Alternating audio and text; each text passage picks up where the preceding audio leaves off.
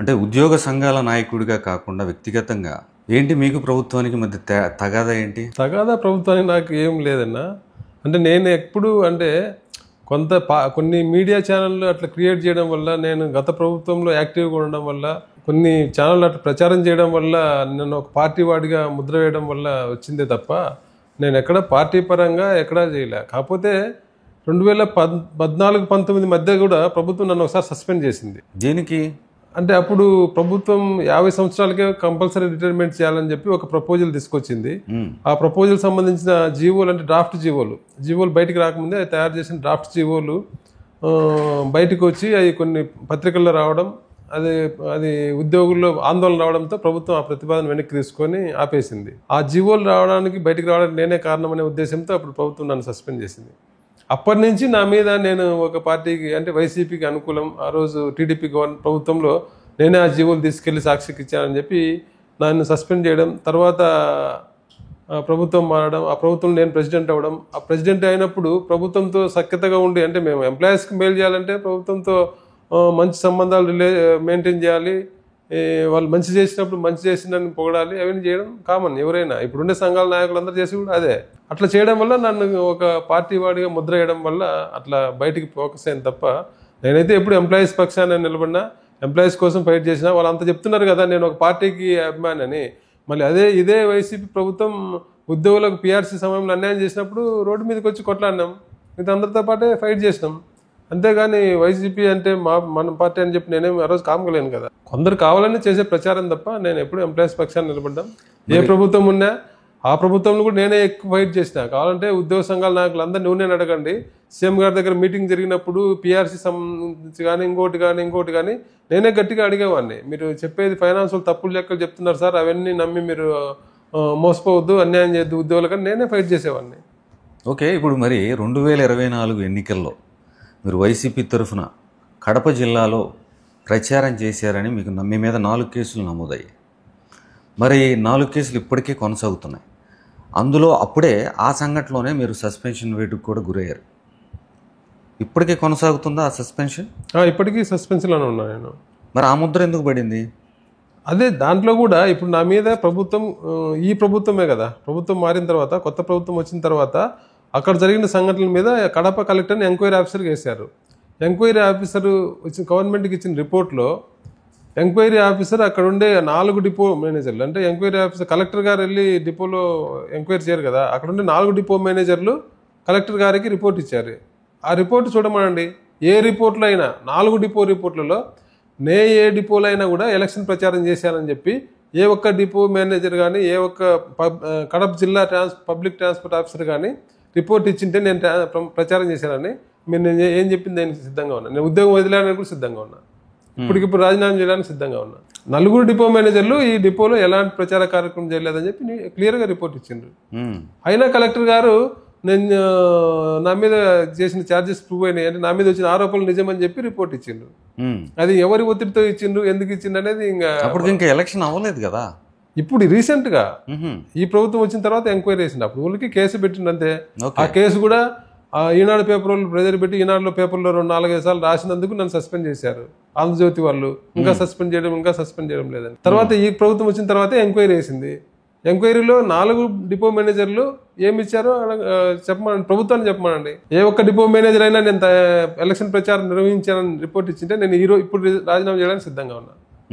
4 depot మేనేజర్లు నేను election ప్రచారం చేయలేదని రిపోర్ట్ ఇచ్చారు. మరి మొన్న ఒక 8-9 నెలల క్రితం సెక్రటేరియట్ క్యాంటీన్ ఎలక్షన్కి సంబంధించి ఆ ఎలక్షన్స్ జరుగుతున్న టైంలో మీ మీద పార్టీ అక్రమంగా మద్యం సరఫరా పార్టీ చేశారని కేసు కూడా నమోదైంది. మరి అది ఎందుకు నమోదైంది? అది కావాలని ప్రభుత్వం, అంటే ఇప్పుడు అక్కడ కొందరు నేను వైసీపీ అని చెప్పుకొని ఇప్పుడు టీడీపీ ప్రభుత్వంలో మా ప్రభుత్వం అని చెప్పుకొని అధికారం ఎలక్షన్లో గెలవాలనే ఆలోచన కొందరు చేస్తున్నారు. వాళ్ళంతా ఏంటంటే ఎంప్లాయీస్ని భయపెట్టి, నాకు అనుకూలంగా ఉండే ఎంప్లాయీస్, నాతో ట్రావెల్ అయ్యే ఎంప్లాయీస్ని భయపెట్టాలనే ఉద్దేశంతో పెట్టిన కేసే అది.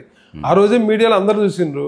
అంతమంది వచ్చిన పార్టీకి, 100-120 మంది వచ్చిన పార్టీకి 3 బాటిల్ సరిపోతాయా?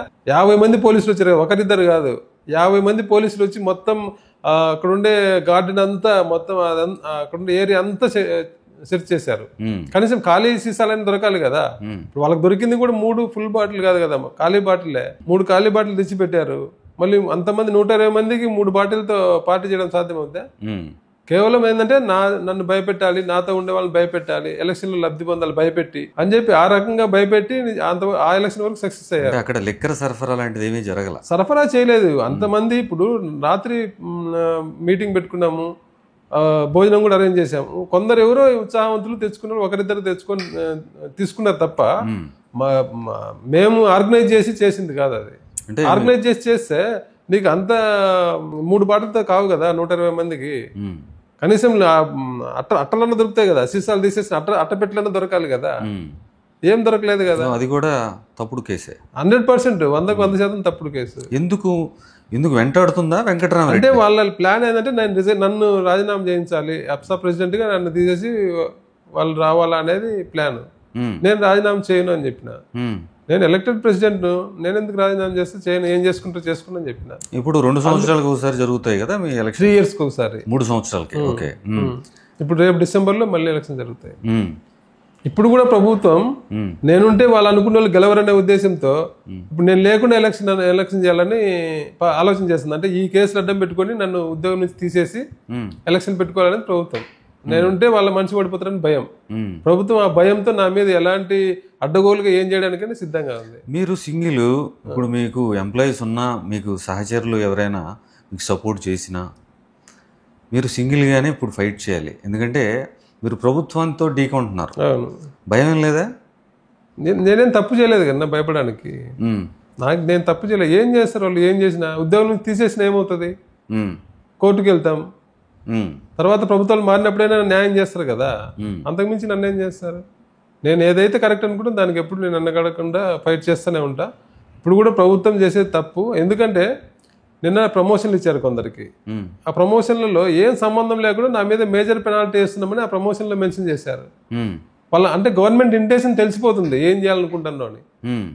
అంటే ఎలక్షన్కి భయపడి నన్ను ఏం చేయడానికైనా సిద్ధంగా ఉంది ప్రభుత్వం అనేది అర్థమవుతుంది. అందుకే నేను చెప్తున్నా ఇప్పుడు అన్నమాట. మొన్న ప్రమోషన్ ఇచ్చిన ఆర్డర్లలో నా మీద మేజర్ పెనాల్టీ ఉంటుంది నాకు అని మెన్షన్ చేశారు.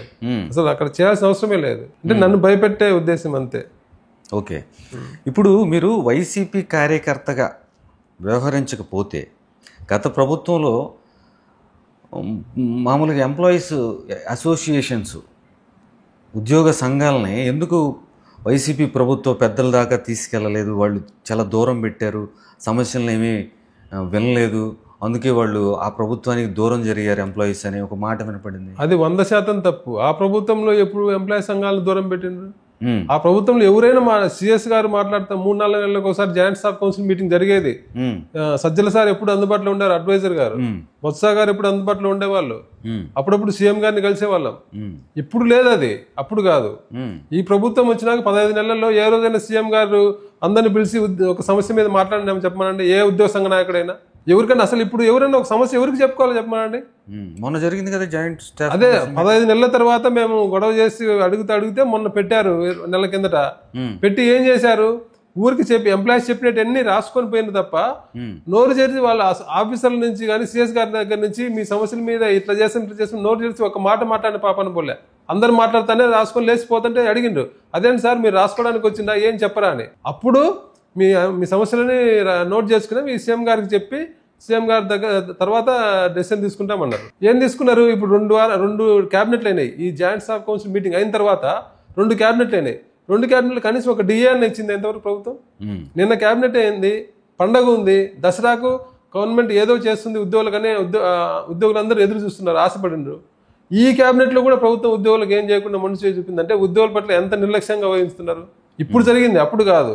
ఉద్యోగ సంఘాలను పట్టించుకోకుండా పోవడం, ఉద్యోగ సంఘాలను దగ్గర రానికపోవడం అనేది ఇప్పుడు జరుగుతుంది, అప్పుడు జరగలేదు. అప్పుడు ఏ ఉద్యోగ సంఘ నాయకుడు అడగండి, ఎవరికి యాక్సెస్ లేదు చెప్పమనండి.